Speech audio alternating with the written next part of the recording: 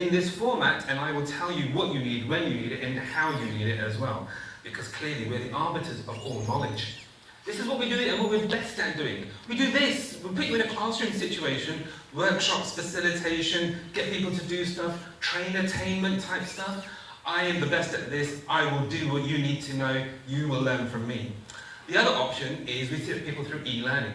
And the thing with the e-learning, kind of like Julian said, is that it tends to be a bit shit. It's shit because it's been poorly designed. If you design it better, people will engage with it much better because the content will be rich and it'll be really valuable. So we take that and we start to moan. As L&D practitioners, we moan. These learners are not doing anything with their learning. They're going back to their workspaces and they're not being productive. Their performance hasn't improved. And that's because we've taken that responsibility away from them.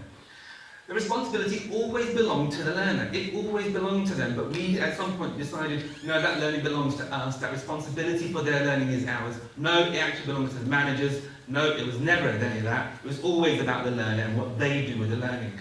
So I want to talk to you about this peer-based learning thing. I want us to think bigger, I want us to think better. How do we move outside of classroom-based learning scenarios, e-learning situations, into places where people do the things on their own accord? So, peer-based learning, it is what it says on the tin. It's about enabling environments and forums where people do the learning they need to do in the way they do it, at the time that they need it, with each other. And I've got no involvement with that as an L&D practitioner. Here's an example of a Gantt chart. We had to put people through Prince 2 training. I didn't send them on a 5-day training course. I got them together in a self-study group, gave them 12 weeks to complete the course materials they had to do, and at the end of it, they were working together. So they met weekly, they had a course leader that they self-chose in order to be able to help guide them through the process. And at the end of that period, we set them the exam date that they had to sit, they sat down, and they passed it. They passed it because they were completely vested in their doing it themselves. They had driven themselves to do it together. They weren't being driven by some external tutor to say X, Y, and Z equals this. They just got there, they learned the answers themselves to be able to do that.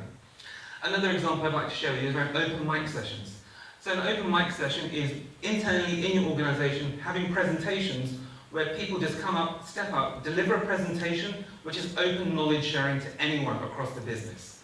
What I really like about this is that you're sharing knowledge. You're sharing that information with a broad group of people. It doesn't have to be leaders from the organisation, and it doesn't have to be about industry-specific knowledge. It can just be about, you're a department, you exist, this is what we do. And it looks like this, it looks like me doing this to you, that's what open mic looks like. It's people just coming along, sitting down, having a bit of chat, doing a Q&A. But it's such an open, accessible way to be able to share that knowledge and transfer that knowledge that is really valuable. What I learned in doing this, though, is that you do have to organise it quite carefully. You do have to make sure that you time it at the right time. So I always did it an hour before the end of the day, because people just clock off. Well, if you try this, don't manage it via NMS. It'll break the system, so don't do that. The last one I'm talking about is communities of practice. And this is essentially where you bring people together who have a vested interest in developing what they know, their skill set, and allowing themselves to be able to develop in a way that makes sense for them. As an example, we had a group of people who completed Agile project management training. They did the training, they didn't know what to do with the skills. They didn't know how to actually make themselves better at being Agile practitioners. So what I did with them was, I put them through facilitation skills training, helped them to understand how to understand what they do, take their learnings for themselves, apply it to their own context, and develop their skill set in the way that makes sense for them. No one dictated that for them, they got there themselves. Using technology to help share that knowledge when you're not there, when you're not present, is vital. WordPress, Slack, wiki sites, they're all helpful in being able to share that information and do it in open and accessible ways as well. I think a key piece around this is experimenting. You have to experiment. We don't know what's going to work if we don't try it. We don't know what's going to break if we don't go about and do it. Does X plus Y equal Z? It might do. Who knows? Let's try it in a different way and see if it works in a different way as well. This is my challenge to everyone. You know, we're very used to doing what we do. Classroom-based, e-learning, that's what we know. Let's start to move beyond that. The digital tools that we're going to be also hearing about a bit, that we're talking about, but also this peer-based learning, expanding what that looks like in that broader context. That was my ignite. Thank you very much.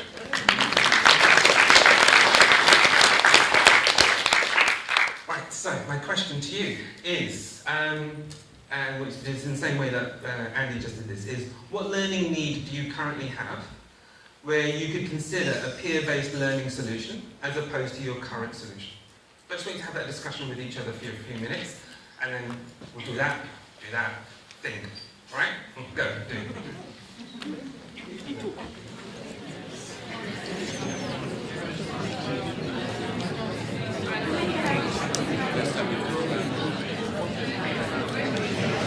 So they're having another discussion. What learning need do you currently have where you could consider a peer-based learning solution as opposed to your current solution? I believe that peer-to-peer learning is really valuable. It's social learning in action, and it should happen every day. There should be no reason why you can't add to the end of a meeting.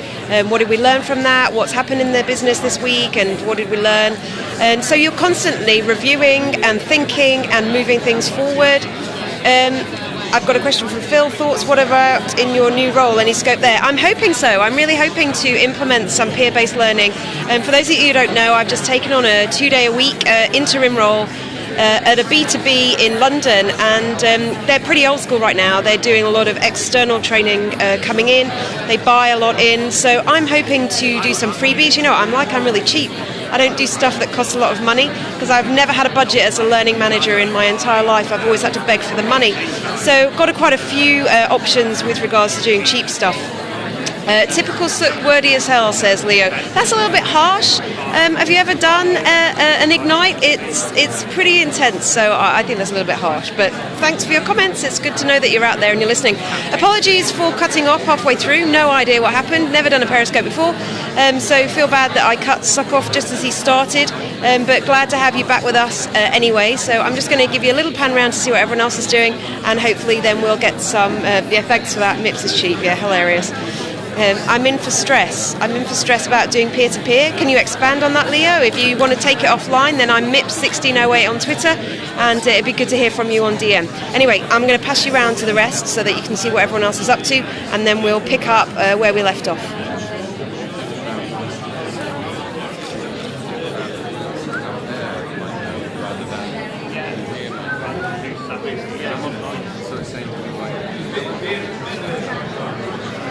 Hi everyone, it's me again. Let's bring you back. Okay, so you can either answer that question or you can talk to me about something else. Totally up to you. Totally get. Let's do this. Okay, over there. Hello. Hi.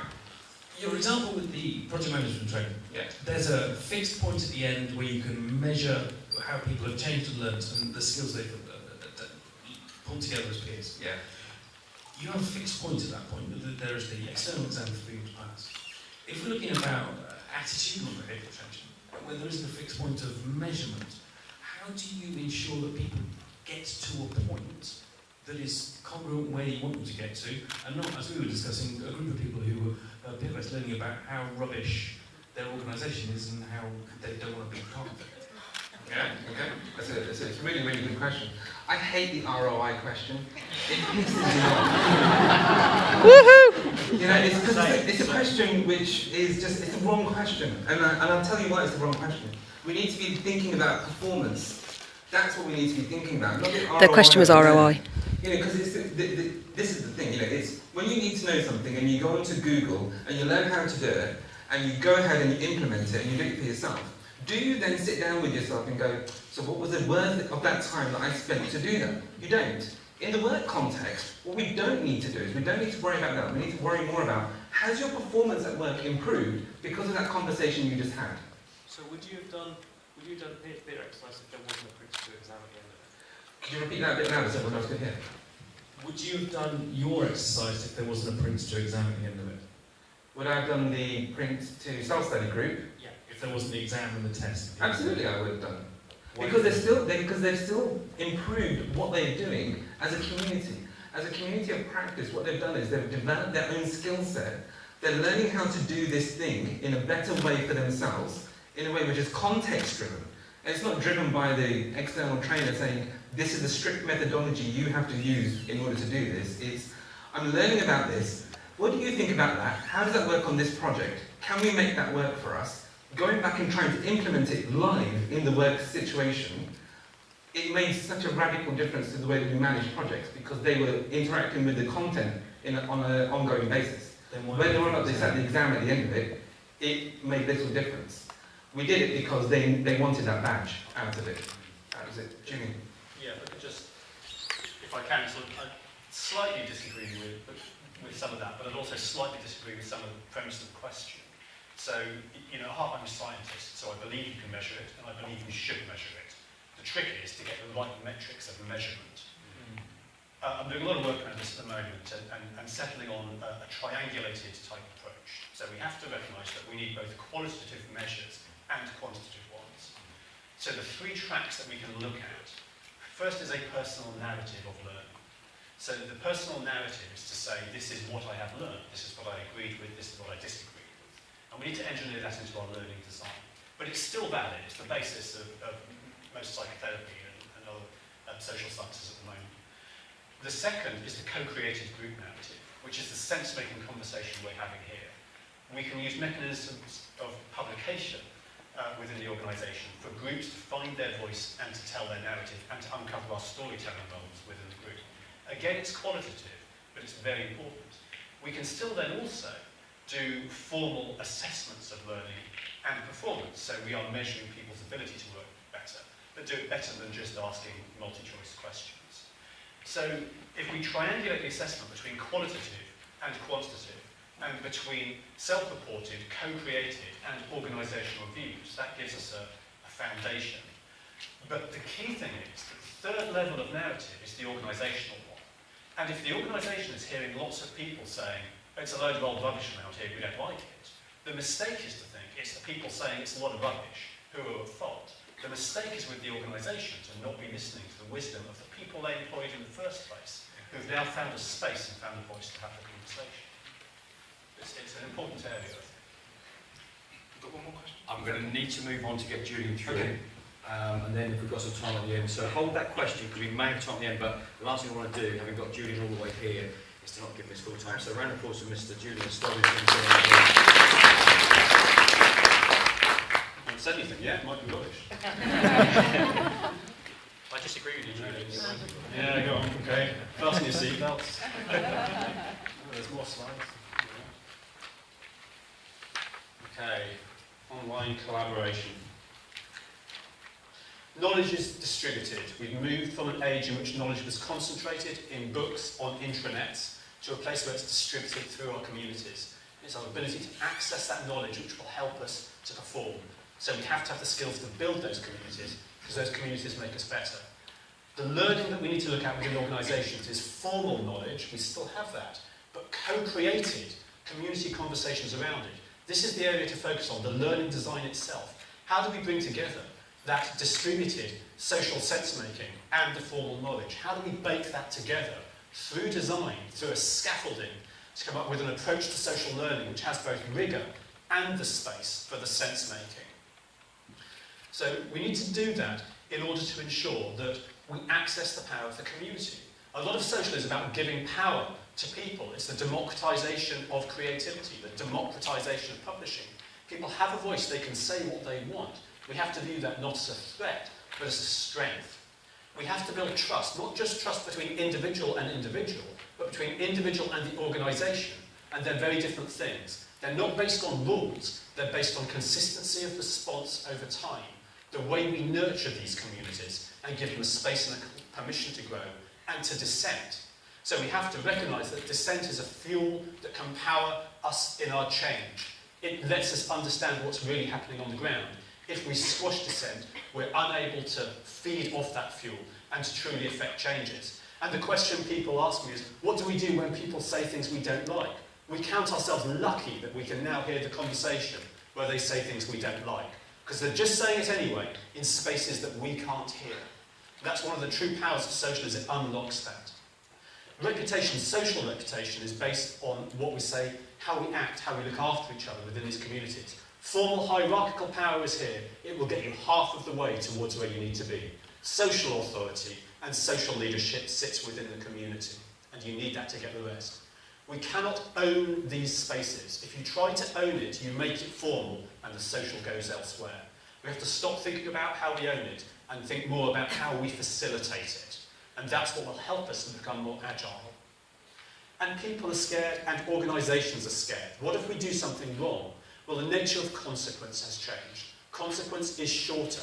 We often see there's a generational difference here, that people talk about career-wrecking decisions to people who have no career.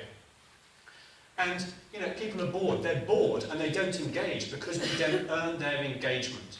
As we start to reward people with recognition and respect and help them develop the skills that will let them be good in this job and get the next job, then they will engage.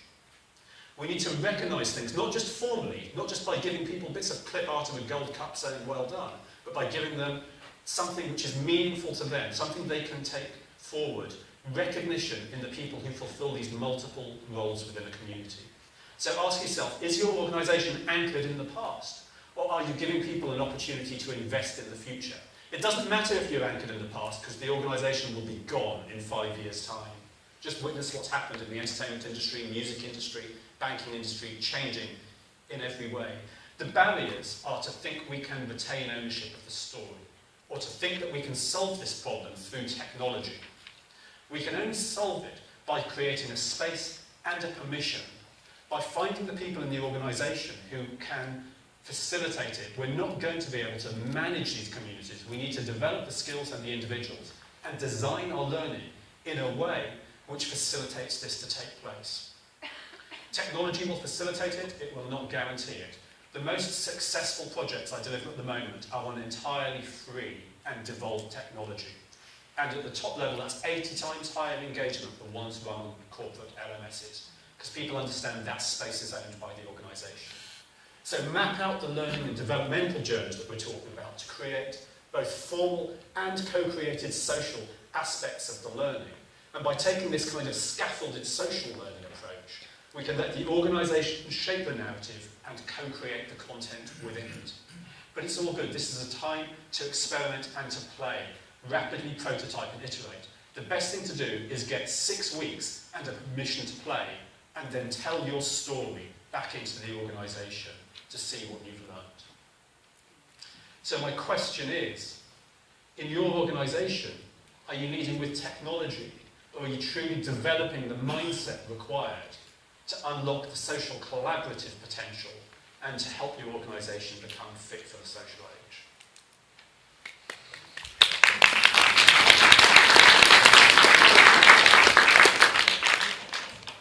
Okay, you've got about 5 minutes ago, so yeah, that's cool. Off you go.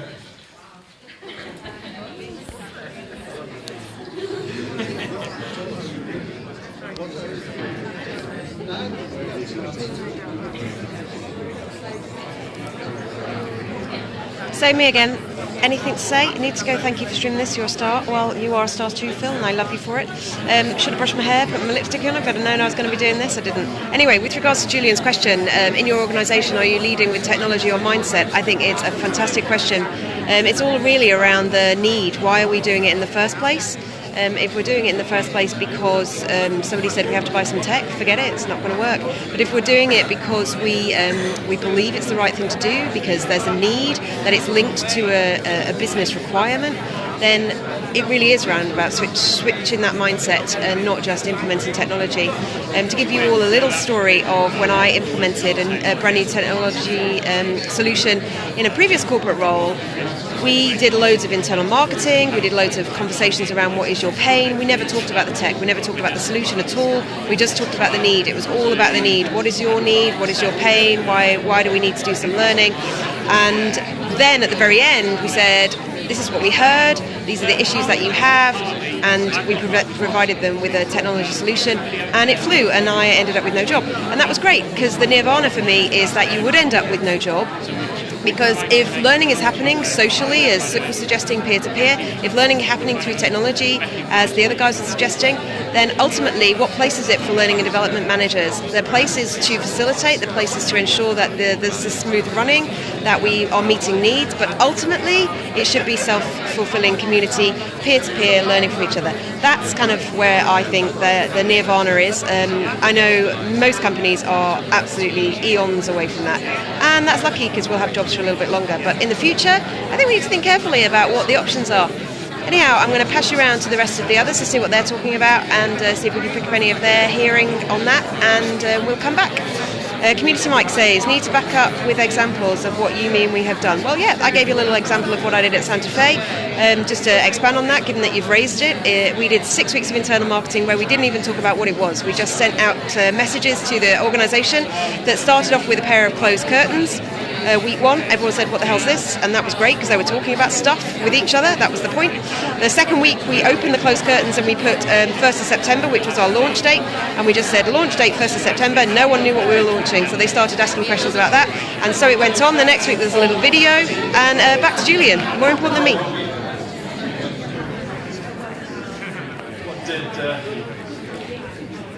What did everybody think? Conclusion, we solved it. We done. Did anybody break the rules and sit at the back where they roped off? Spot the winners, they broke the red tape. Any questions, any thoughts? No, oh yeah. I've just been speaking to the ladies next to me about it. Sorry, speaking without the microphone. Maybe can you hear me at the back? Sorry, Tim Joyce from Fire and Rescue Service. One of the last things that I learned from a subject I knew nothing about was in an environment in the pub after about 3 pints with a load of mates. I think I'm struggling at the moment to try and create that kind of dynamic in work because it does work. It was a really good environment. We had a good dynamic. We had a bit of a joker. We had somebody who was very passionate about the subject, and everybody in that little group learned an awful lot. How do we replicate that kind of thing in the workplace, a kind of feel, obviously without 3 pints, probably in the fire service, that might be bad, so I'm not advocating that necessarily. But I think it's, the theme that I've picked up over the last couple of days is there are almost no rules to this. We've got to try and find any way we can, any way that fits and any way that suits each particular organisation. And mine's specifically that's probably a little bit different to a lot of other organisations, may well need different things, but I'd be interested to know what the views of the panel are. Yeah, I mean, I'd say so different, but also remarkably the same. The thing that will save it, the thing that will save us all, is a design mindset and approach. So it's that idea of create a space, and into that space, feed both things, the formal organisational view and the tacit tribal knowledge of the organisation. So the strength that you have within your organisation is the lived experience, that, what they'd call in the military, that ground truth. You've got the guys and girls out there doing it, learning it, figuring it out, taking what they're taught formally, figuring out how to do it, and then sharing the stories. So all you need to do is create the space and the permission to be able to continue to do the formal piece and use perhaps storytelling approaches and a scaffolded structure to allow people to bring in that social knowledge. So you can really view it in these terms, bringing together the formal and the tacit knowledge of the organisation, but doing that in a space which is visible. Then telling the co-created story out of that space that says, for this cohort of people, at this time, we believed this bit, we challenged this bit, we questioned this bit, and this is what we took out of it. And as you get your communities functional, they can then loop that tacit knowledge back into the organisation. So that's maybe one of I've just come across, just in my mind, a huge benefit from this, and that is we've got a large community because we have a fairly early retirement age. Yeah. We've got a huge community of experienced professionals who've left, who now no longer have the opportunity to teach, whereas with a social, collaborative... Absolutely, and some of the most successful engineering applications of this, there's some of the big tech companies, big engineering companies that are starting to nurture their retired populations of engineers who are able, they sometimes throw them their most difficult challenges, saying, what with all of your experience would you bring? And that takes you into the question of how do you reward people? Because people don't actually want to be rewarded with money. If you actually look at it, they often want to be rewarded with respect and recognition. So if they are helping solve problems and nurture communities through mentoring, through that sort of sense-making, that can be a reward as well. It lets you, tap into that. So I think that's a great approach to go down there.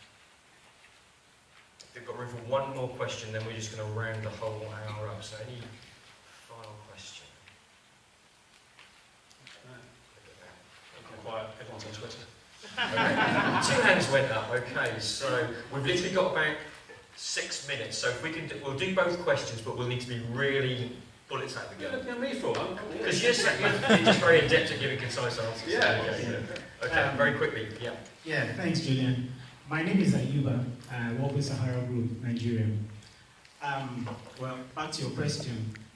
Emma and I were just discussing, and looking at most organizations right now, right, you first of all need to have the right kind of mindset before you even move technologically, right? So I look at my own organization. Yes, it's a good thing to move towards technology, right? But we also need to have the right kind of mindset amongst the employees, right? So it's getting them to see things, align their thought processes to accept that, which is the stage we're in right now. So what would you say to that? I think the different. I've been writing a lot recently around manifestations of change within organisations, how organisations actually change.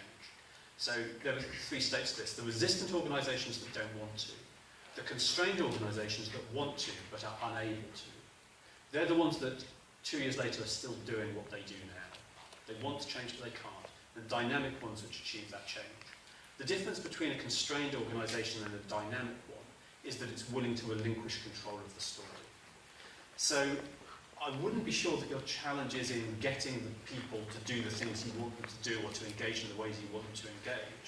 I think your challenge is to create the space and the permission to find out what they want to talk about and to link that to what you want to talk about and to find that middle space.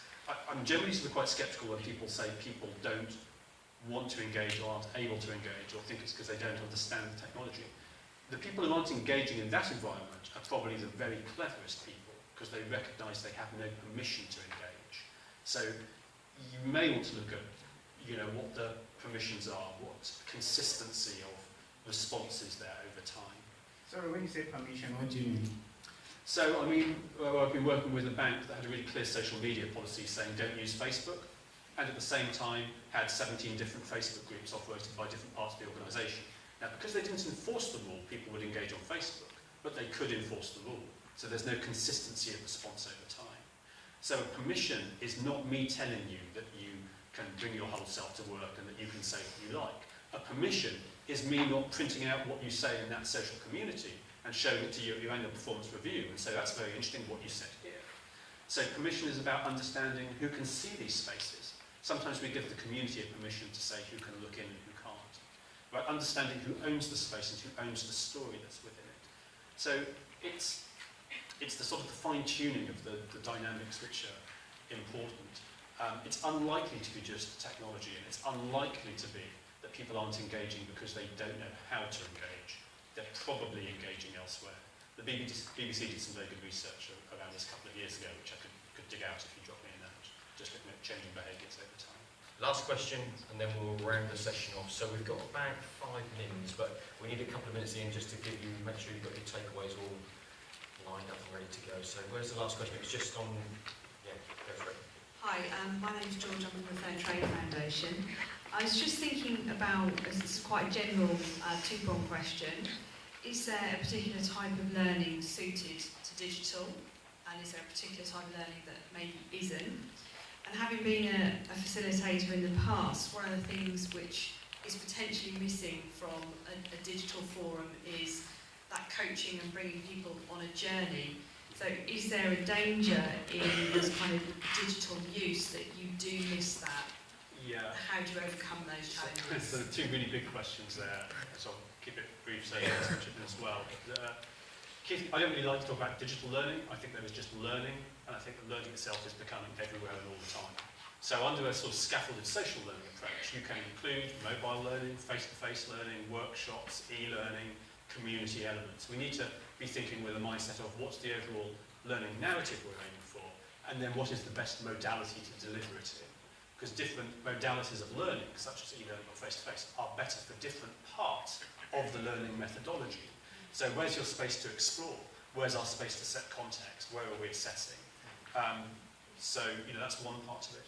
The second is looking at the facilitating roles. And I'm quite interested at the moment in two different roles for this. One is a community manager type role, still formal hierarchical positional authority, that can exert some of the mechanisms of control that we need to exert to remain safe. But the other is a storyteller role. and that's a facilitating, non-hierarchical position. And we can actively cast those roles, and we can actively nurture and develop those roles within communities. So in the book on social leadership, I explore the roles that we take in communities and look at those different roles and talk about how we can develop each of those, because you need them all. You don't just need a moderator, and you don't just need a community manager. So you're absolutely right, it's a key thing. I'd argue it's only missing because we haven't put it in place. You can put it in place extremely effectively, but we have to sometimes separate out the operational aspects of control with the facilitating elements of it. Thanks, Julian. So, it's a bit of a different format. We hope you enjoyed it. What we're going to get you to do is to turn the person next to you and tell them the key thought that you've got from the session, or the key thing you're going to go do differently for about a minute, and then we're going to round off. So, what's got you going? Okay, so just tell the person next to you, share your thinking.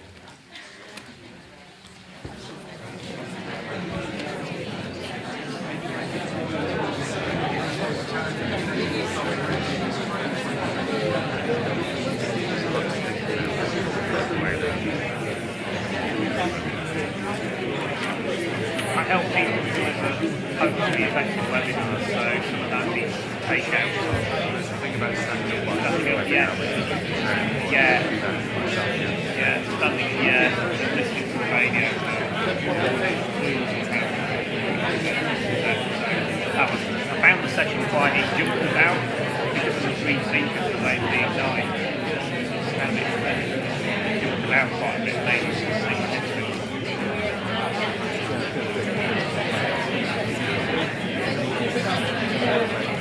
Okay. You can go and chat as you walk away and grab your coffee and biscuits. Just a quick to round off. Firstly, a thank you to both of you for your input today. It's a slightly, it's not nerve-wracking, but it's quite an interesting format to run. So thank you both for your preparation and for doing that. Thanks to you for attending. There is a sheet. We're doing some different formats of stars at our conferences. So if you've got just 10 seconds to give us some feedback on how you found an Ignite discussion to work. That would be really helpful to us to see whether it worked for you. So on behalf of CIPD, thanks for being at the conference. Trust this session has really provoked your thinking. I guess we can hang around for a minute or so if you've got a really burning question, but hope the rest of the conference is great, and we do hope to see you at the event soon.